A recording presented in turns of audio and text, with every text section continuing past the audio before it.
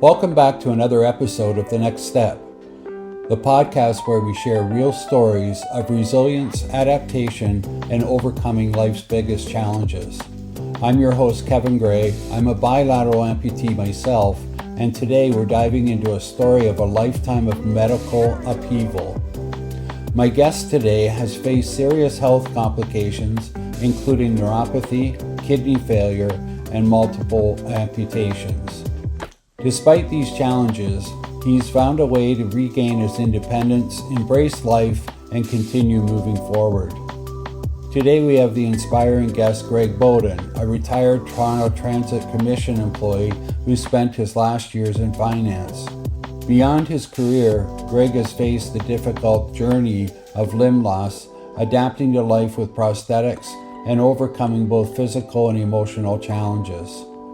Through his experience, he's learned valuable lessons about resilience, rehabilitation, and the importance of community.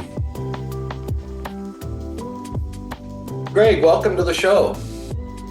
Thank you for having me, Kevin. Greatly appreciate it.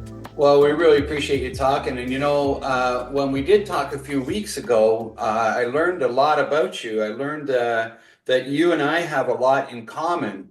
I'm diabetic, you're diabetic. We're both bilateral amputees. We'll get into that more in a few moments. We both have suffered with neuropathy in the past, and we've had some complications over the years, multiple surgeries, and kind of retired at this point in our lives. So it's going to be a good discussion, Greg, I think. But let's get into the journey of you losing your limb. And my understanding is in 2011, you started to have some real serious problems with your left foot. Can you tell us what happened and what led to your amputation? Yeah, what it was, Kevin, was in 92, I had what's called Charcot joint foot. And that is where neuropathically diabetics with serious neuropathy issues have what's called a Charcot joint. And that's named after the physician that described it and found it. And what it is that as your nerve pain or as your nerves in your feet start to go and you don't feel things as in stubbing your toe or wherever the case may be, something like that, or walking into something or hitting something with your foot and you don't really feel it, you take your sock off and there's blood all over the place, or you have injury to the foot. That's the seriousness of neuropathy. The thing is that neuropathy with the Charcot joint, it starts to literally ruin the bone structures of your foot. That sounds incredibly painful. And then, so does that lead to the amputation itself? Well, I was fortunate enough over my years of dealing with this lower extremity issues through diabetes. I was fortunate enough to have a really, really good, competent orthopedic surgeon. And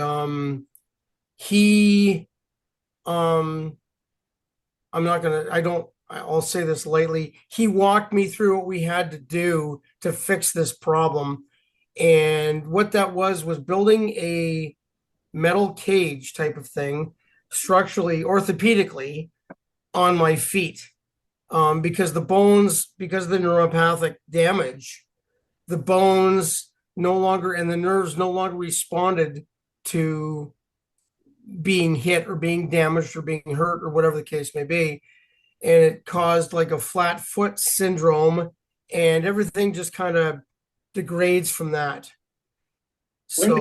When did you realize you had neuropathy, Greg? Like, what were the signs if somebody were new to this, and what would they look for?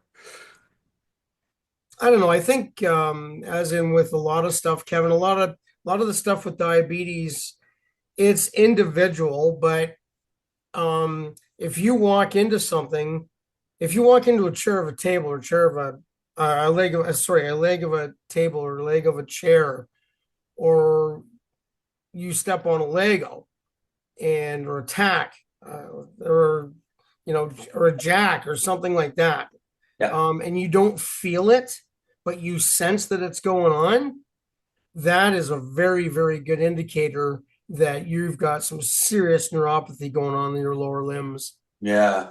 Like with me, I stepped on a piece of glass and I didn't realize that I had stepped on the glass until Yeah. several days later. And, it was lodged in my foot, doing a lot of damage and eventually got infected. That's what kind of started my journey. But prior to that, with neuropathy, I had a lot of pins and needles and Yeah. numbness to my leg, and it was quite painful.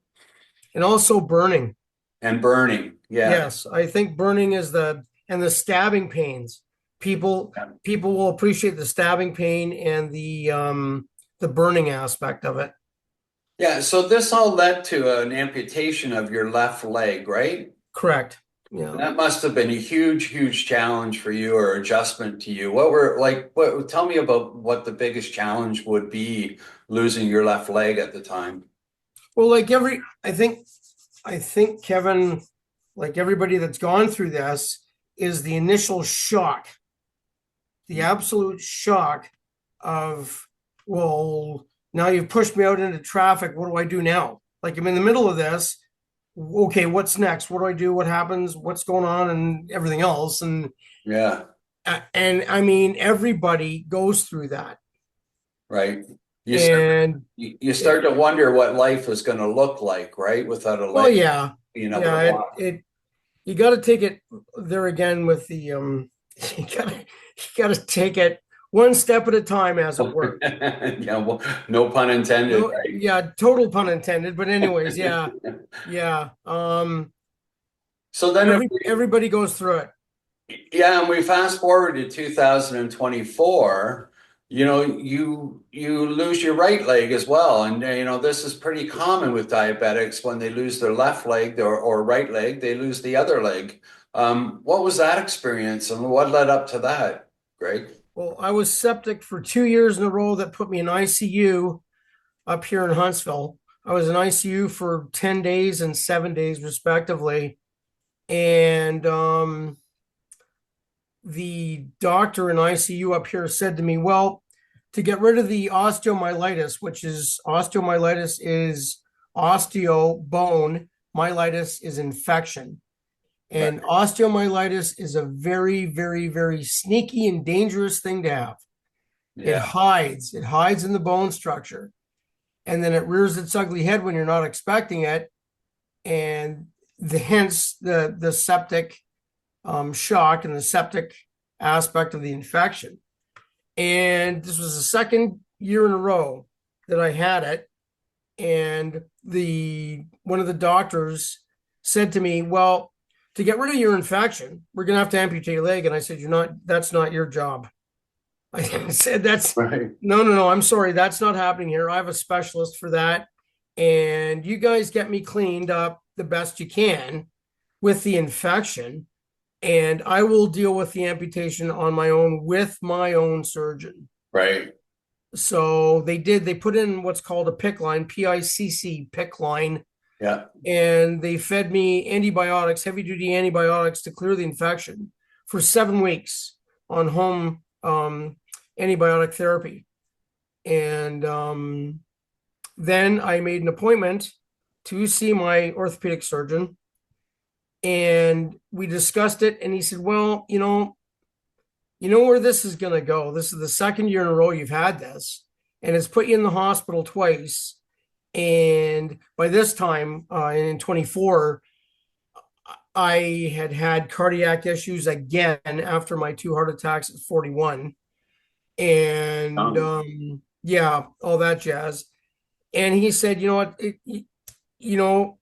you can try as hard as you're going to, but this stuff there again is very sneaky. It will hide until it decides the circumstances are perfect for it to pop out again, and you'll be doing this all over again. But the problem is that you might not be able to fight it as well as you have this year.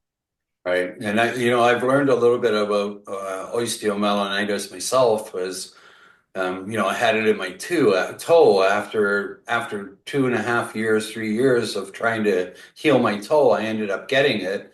And what I learned is that once you have it, it's really hard to get rid of without an amputation.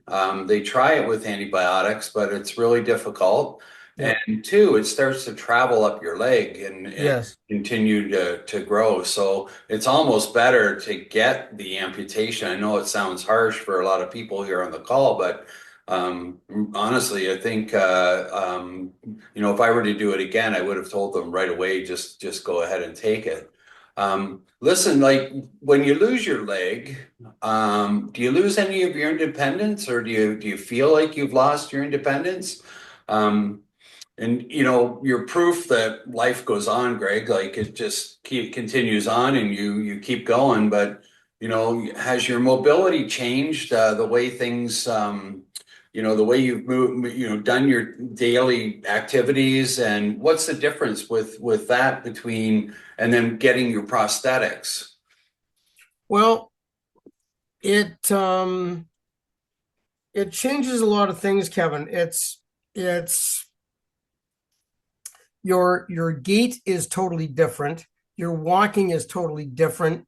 Your pelvic structure, your back, your hips, everything is completely not natural. Right. Totally unnatural. So you have to work at making it work. So you'll get a prosthetic leg. Oh yeah, it feels great and excellent. Look at me, I can stand up in the whole 9 yards and everything else. You get home and 3 days later, it's like, it hurts when I step down. Yeah. Or my back's starting to kill me, or something else. You'll find out little differences that you never had before. And that's because you're trying to get your natural body to work naturally with an unnatural aspect to it. Yeah. Yeah. It's like walking with a cast on. And a lot of people have done that. Yeah, your ankles don't bend, and you Yeah. don't have Yeah. muscle in your lower leg anymore. So you have a lot of dependency on your core muscles, really. Totally. Yes. What I found is I walked across the room in rehab, no problem with my prosthetics, but I thought, and it's exactly what you said, Greg. You go, yeah, this is great. This is dandy. I love these things. They work great. I can do this. And then you get home, and I walk out to the mailbox and back, and it's a completely different story. Yeah. It's like, Yeah. my back is sore and things like that. Now, listen, you're getting swimming prosthetics, is what you told me. Yeah. I'm working on that with war amps. Yes. Yeah, tell me about those.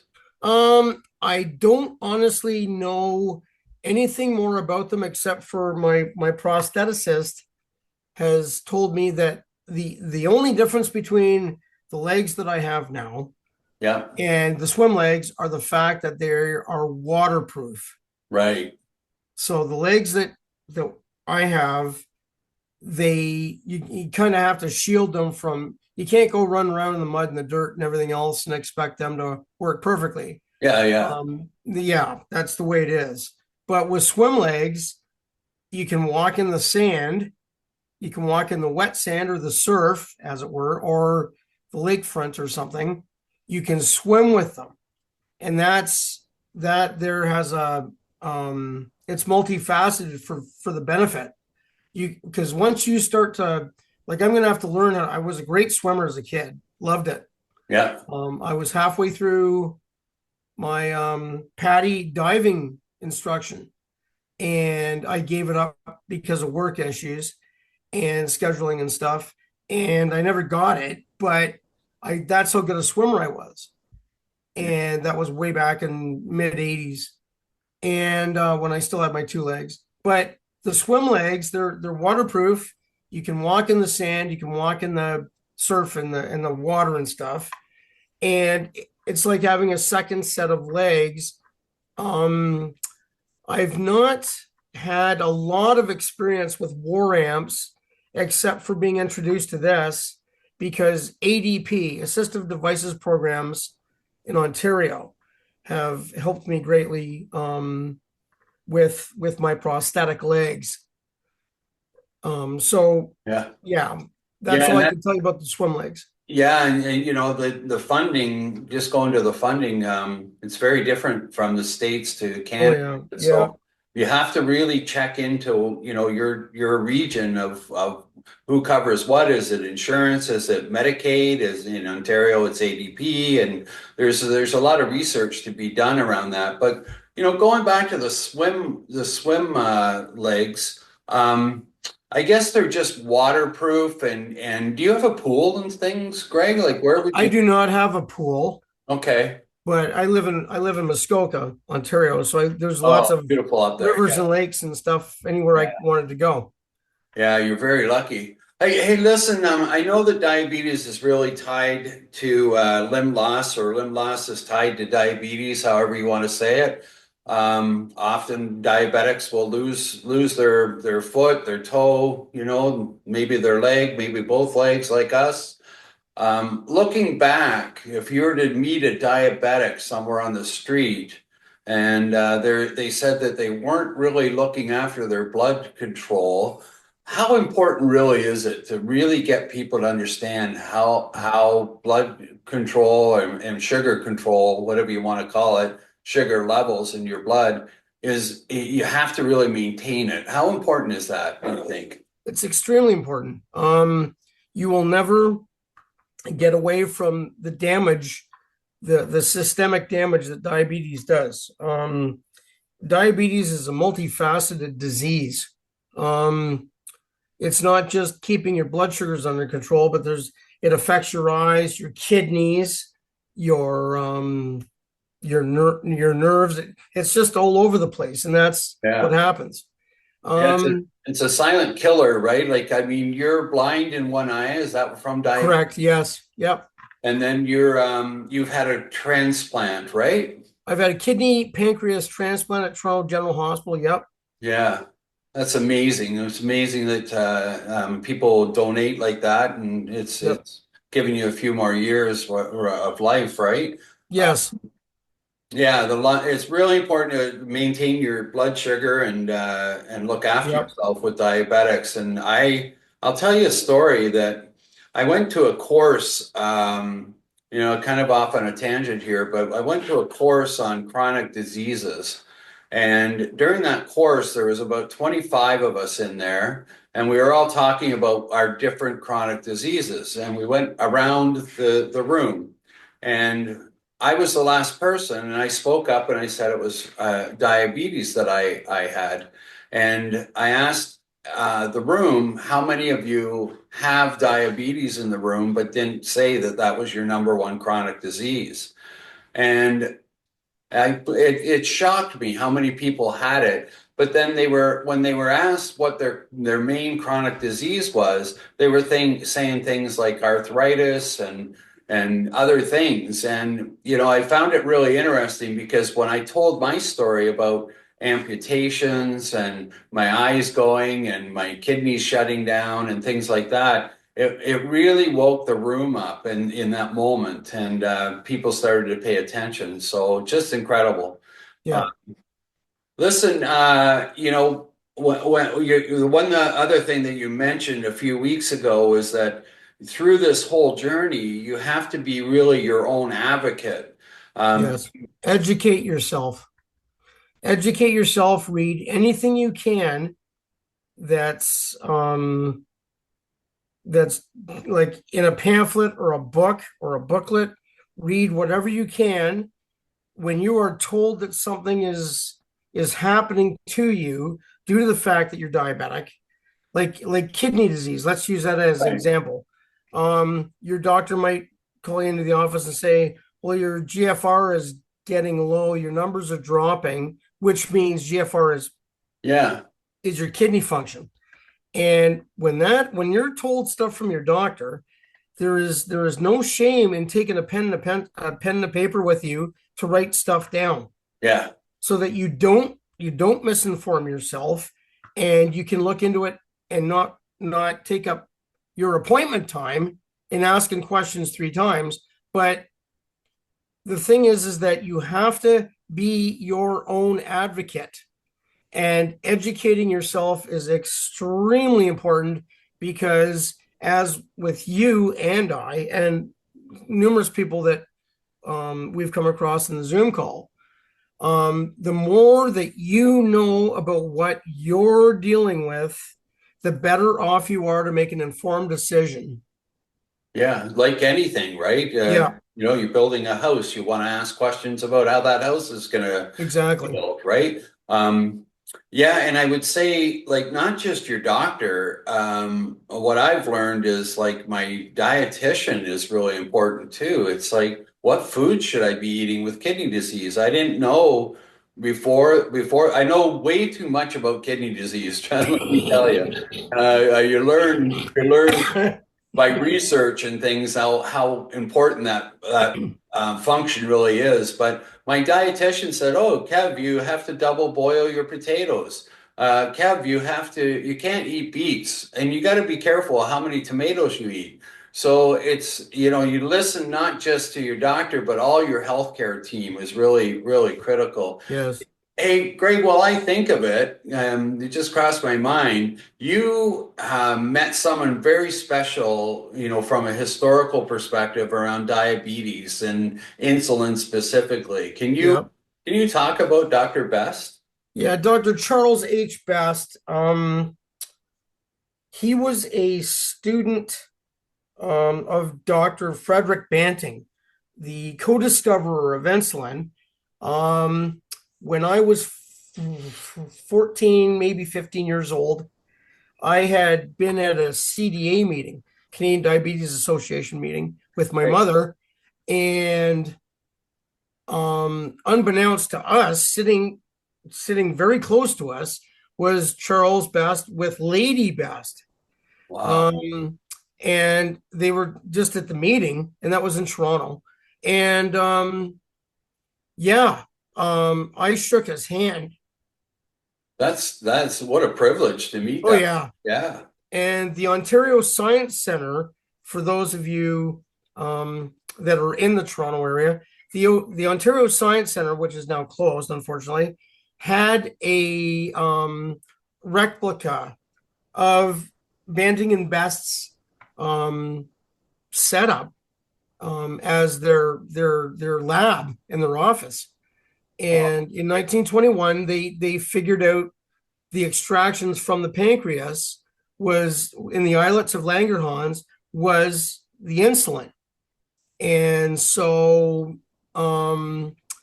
they did the extraction. And of course, as every research goes, they start off with animals. Well, they started off with dogs, and they took out the pancreas. They extracted the pancreas from the animals, which automatically made them diabetic dogs. So they kept injecting these dogs with this stuff from the pancreas, and they figured out that I think what had happened was, with everybody's combined efforts, they had come out with the extraction of insulin. And they gave the dogs these shots of insulin, and then they measured the dog's blood sugar rating. And the next thing you know, wham, The dog was okay. the dog was okay. Wow. And yeah, then it automatically started they gave the patent. They gave the patent to the Toronto University of Toronto, Yeah. which is something, I mean, in today's climate, monetary climate, they gave that to the U of T. Yeah. There's a lot of people now that can't afford it. And I mean, that's another sidebar to this, but yeah, originally they gave it. They figured out Eli Lilly, I think, was the company that actually worked on the promoting the extraction. Yeah. And originally, insulin in the 70s and 80s, there was porcine insulin. It was extracted from the pancreases of pigs and cattle. And that was the original thing. And then insulin and humulin and stuff like that now is synthetic. It's 99% synthetic throughout the world, but you can buy it in different countries now. If you don't want the synthetic insulin, you can still buy the porcine insulin. And yeah, so anyways, that's you know so much, Greg, like a very smart guy.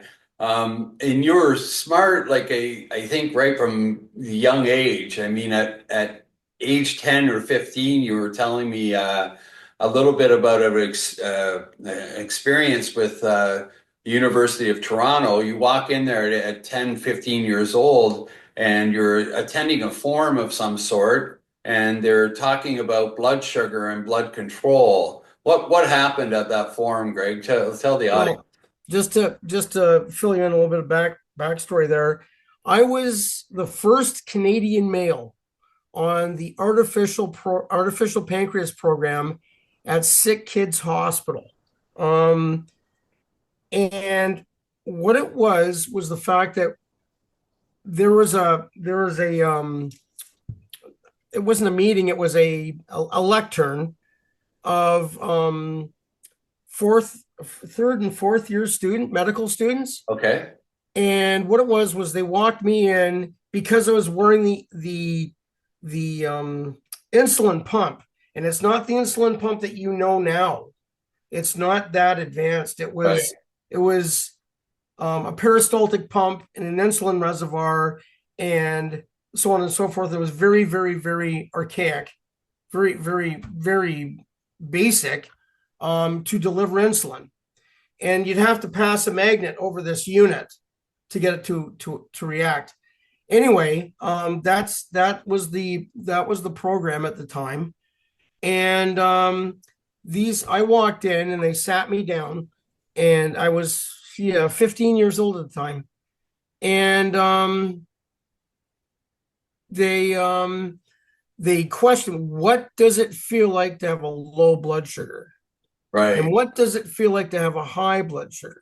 And how do you feel when, and how does it make you feel if, what people need to understand and realize is that a lot of doctors today, I mean, I've been doing this for most of my life, 50 years at least. A lot of them are textbook knowledge. Right. And there's a difference, Kevin, between textbook knowledge and practical knowledge. And that's what set this all up. So when I was at U of T, they were just drilling me with questions. And of course, the doctors, the researchers that I was with there from Sick Kids, they would point and ask a question, go ahead and you're next and you're next now. What does it feel like when you're having a low blood sugar? Yeah. And that's, a lot of people don't understand it. Like still today, when you start dropping out, people don't know what's going on and they have no idea. And there again, Kevin, is you have to educate yourself, but it's very important to let people know, Kevin, that you're insulin dependent. Yeah. Because if you ever start to drop out and you're going to be doing a header in like 30 seconds. Yeah. It happens. People need to know. Yeah. Yeah. And it happens because they know how to react instead of just staring at you and watching you flop around like a wet fish. Yeah. And then the next thing you know, they're calling an ambulance. Well, that all could have been avoided. Yeah. People had realized. And it can be too late, Yes. Yep. I know one time I was in the grocery store and I felt really faint and whatnot. My wife immediately recognized that my sugars were low, and I hadn't been that low ever, I don't think. Well, she bolted off and ran to get some orange juice because she knew what was going on. And had I not had her there, I don't know that other people would have recognized what was going on. But hey, going back, you're 10, 15 years old. That must have, like, your heart must have been pounding. And you got a standing ovation, right? At the end of it? Yeah. At the end of that lectern, because I think from their perspective, Kevin, I had given them personal information on the insight that they Yeah. don't have because they're not diabetics. Right. They don't understand what it's like to go through a low blood sugar. I wish there's more programs like that because, and not just for diabetes, but doctors need to listen to patients more and Yes. understand their symptoms and what they're feeling rather than just reading it from a book. I totally agree with you. Hey, can we shift gears to, kind of adapting life after your amputation? And, what I want to ask you here I know that there's a physical component to that. Like it's hard to walk, it's hard to get up to use the washroom at night. You have to plan everything to get your leg on. You have to, Yep. spend 20 extra minutes getting ready to go anywhere. But what about the emotional and the mental state that comes along with that? How do you cope with things from that perspective? This this is the way that I cope with this is that this is my reality. Right. This is my life now. And having legs and running around the backyard or doing something with no prosthetics, whatever the case may be 20 years ago, that is not my reality now. But what my reality is now is that I have to take an extra 15 minutes or whatever the case may be, or I have to Yeah. think things out when I go to bed to make sure that it's easy for me in the morning, as easy as it can be, Yeah. to get up and get my legs on and get dressed and such and everything else and go from there. Do you have the pin Yes. system? Yeah. Yep. So yeah, if you don't get that pin to clip in right, you end up on your head if you. Yeah. Yeah. There again, you need to educate yourself on your thickness socks, Right. and anybody that wears a pinned prosthetic will understand that in the socket. Yeah. And you need to be aware of that, and you need to be aware of just how stable. If you're not stable in the legs, sit back down, Yeah. and you're not racing unless your house is on fire. You're not racing to get out. So take the time to put those things on properly. I've been in a situation once where I could not get the leg to come off. My wife was helping me, thank goodness, and I was beside myself. I couldn't figure out why the pin was locking and it wouldn't release. Right. Well, what had happened was the frayed ends of the stump end Yeah. had worked its way into the threads of that bolt. And when you press the release button on the side, it releases the jaws off the bolt. But if there's something obstructing that from releasing that pin, Yeah. it doesn't come undone. So, yeah, we had to fill the leg. We had to fill my liner with water to get my stump out of the liner. Yeah. And so I got myself out of it, but I still could not get that pin to cut loose from the leg. Yeah. So I had to phone down to Berry Prosthetics and go down the next day in my wheelchair because I only had one leg. Right. So my wife drove, but I had to go down and then when we got down there, Nancy had to get the wheelchair out and wheel around and get me into the wheelchair, not forgetting I've only got one leg on, and go back in there.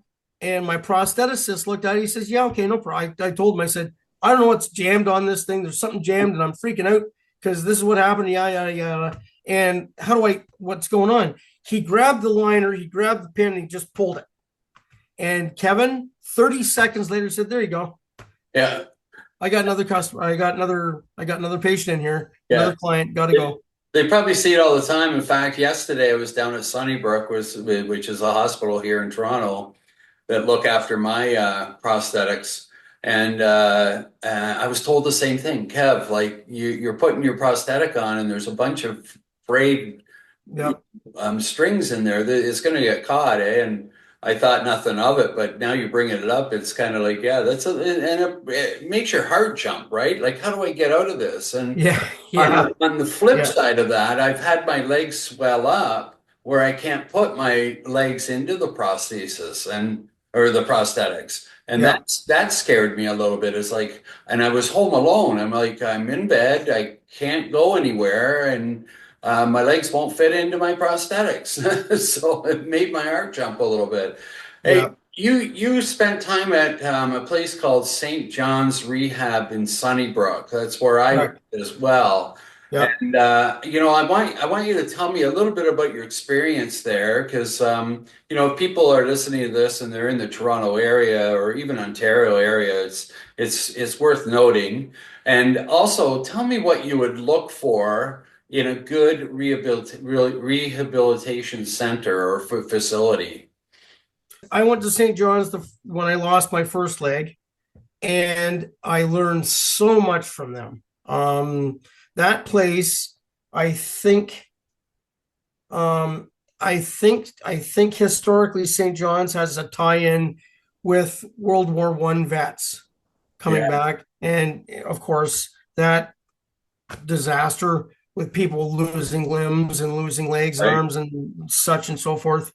Um, yeah, they are a great place. They are top-notch individuals that work there. Very, very patient-oriented, as it were. right, And they're on a first name basis with everybody, which makes a huge difference. Um, you know, they know what they're doing, man. They know the occupational therapist. They challenged me, as I think they do with everybody there. yeah, But that's how you get over it. That's how you get through it, I should say. Is getting challenged. And a very simple task.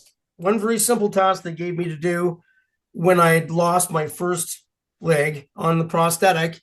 They said, "Well, here, fill this cup and saucer, like fill this cup on a saucer up with water and walk the room." yeah, yeah. And I'm Challenge, looking at him, I'm saying, You're out of your mind, man. I'm swabbling around like I'm half drunk. And they said, do it and do it without spilling any water.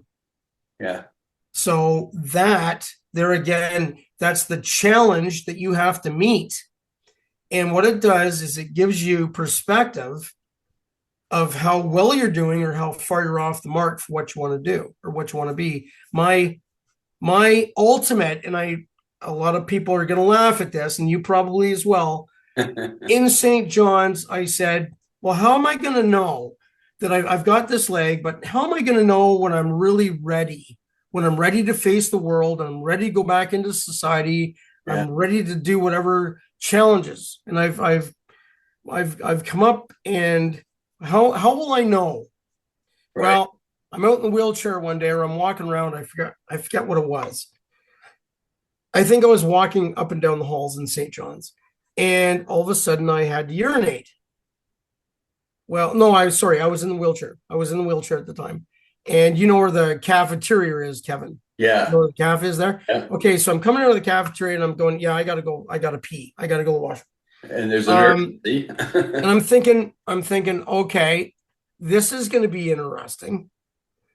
And I'm sitting there as you've done, and as everybody else has done the same thing, sitting in your wheelchair, figuring out how you are going to accomplish something before you get out of the chair, your Yeah, safety zone.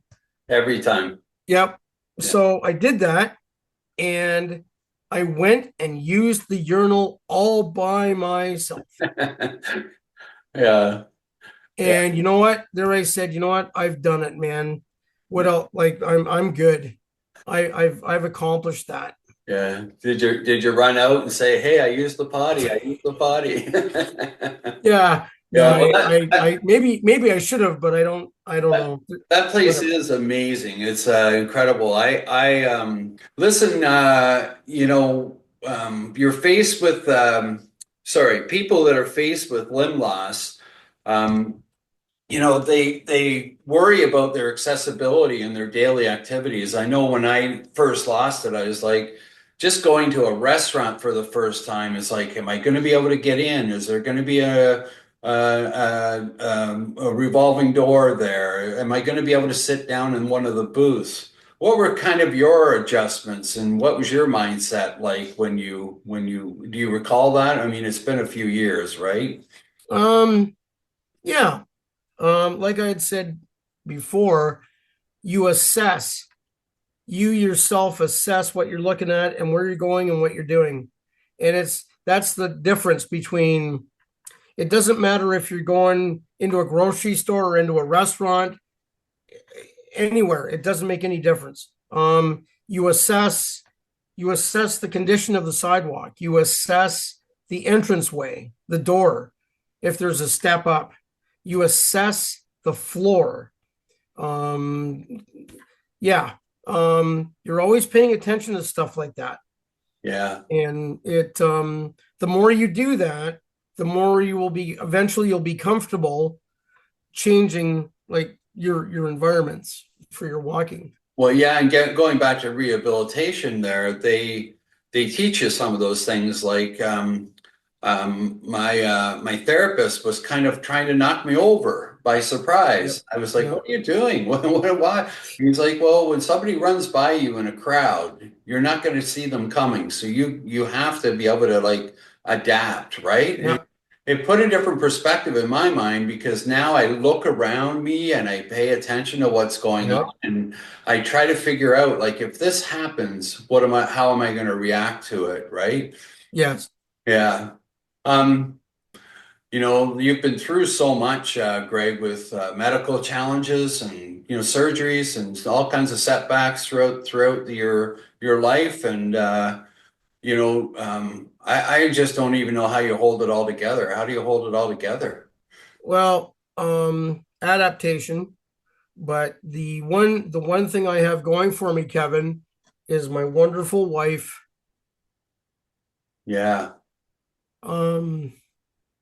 The support that I have is phenomenal. Yeah. A lot of it comes from within, but also the person that is there for you. Like when you're totally stuck on the side of the bed and you can't get your leg. You've like numerous times I'll call my wife and just say, "Hey Nance, I need you to come in here and pick up my leg that fell over." Yeah. Because I can't reach it. It's Right. on the floor and Right. my liner's rolled halfway under the bed. Yeah. And I need help. I need assistance doing that. And if it wasn't for my wife, I don't think I would have made it through half the stuff I've gone through. I'm fortunate. I'm very, very fortunate to have her. Yeah, I can really relate to that, Greg, and I can see that you're a bit emotion when you talk about her. Obviously, you love her, but it's more than that. It's like she's always there for you when you really need it, and we need help when we're stuck with things. Yeah. You just said your leg fell over and you can't reach it. Well, to the listeners out there that are new to amputation and things.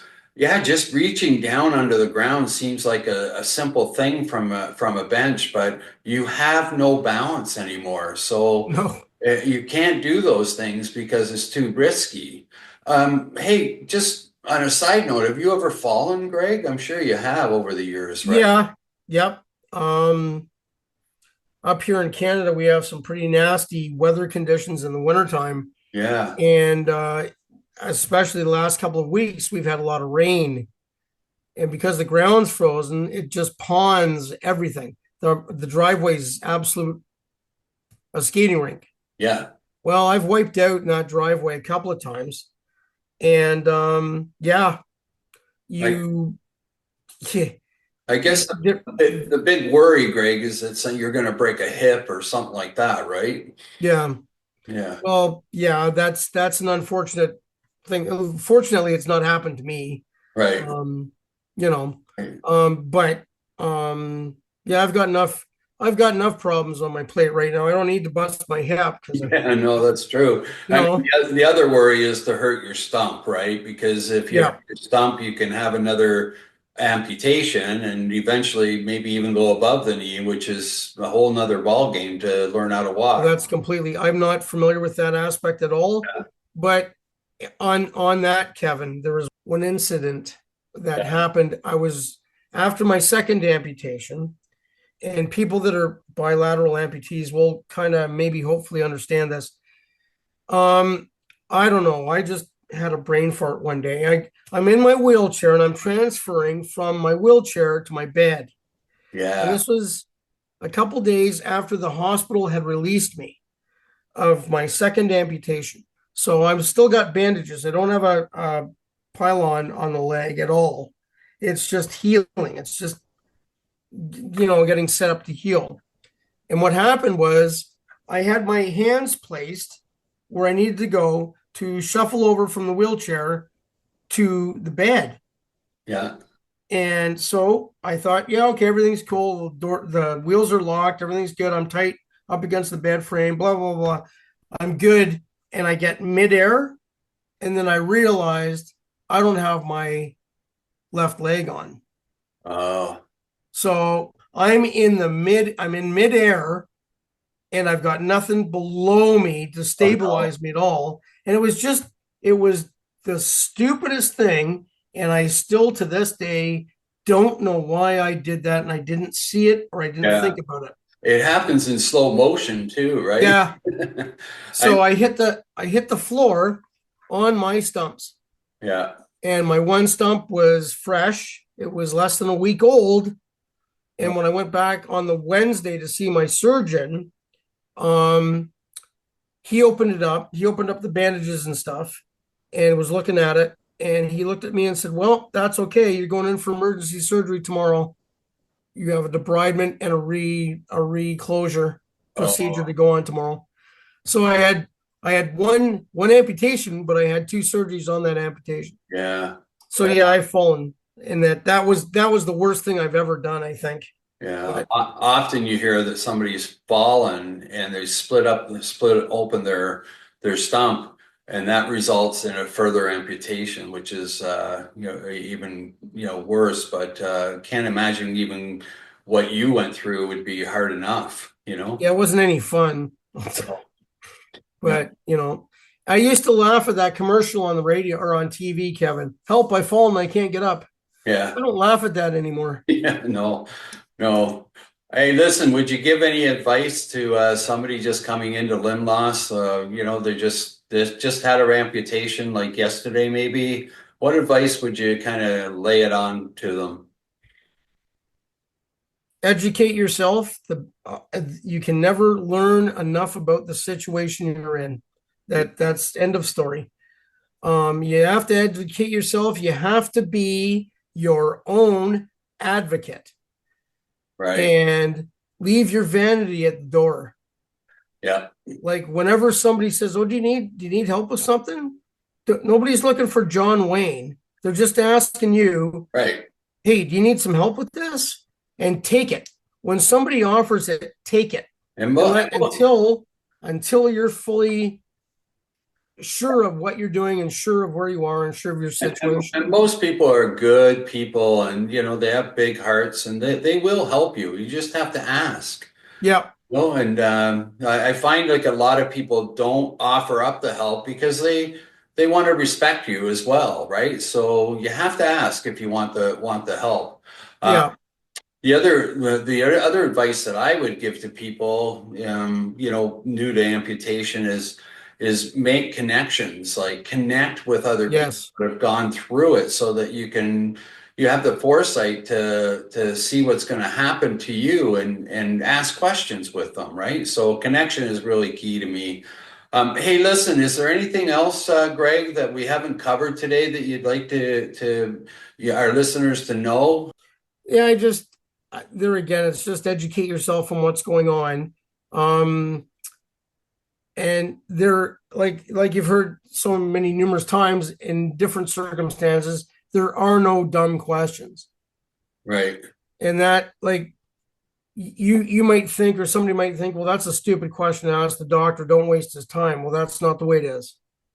Because he doesn't know what you don't know. That's the thing, right?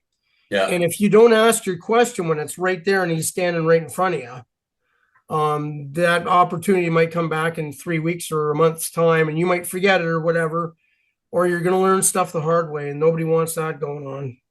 Yeah, that's But really good advice. I can't count how many times a doctor would leave the room and all of a sudden it'd be like, why didn't I yeah, ask him that? And, it was on my mind when the doctor was there. I didn't have the courage, I guess, to ask or something. But doctors are only there to help you. So you if have they don't know, Kevin, if they don't know what you're going through, what you're feeling or whatever, they can't answer. Like, they don't have, yeah, they're not the crystal orb in front of them. right. They can't think of what you're thinking. They just, so you have to tell them what your concerns are Yeah. and Well, what your misgivings are. yeah, absolutely. Listen, Greg, it's really been a pleasure speaking with you today. I really appreciate you doing this with us, and I know that listeners are going to take a lot of value from your insight on your journey. So thanks again. Okay, Kevin, I'm glad I could help.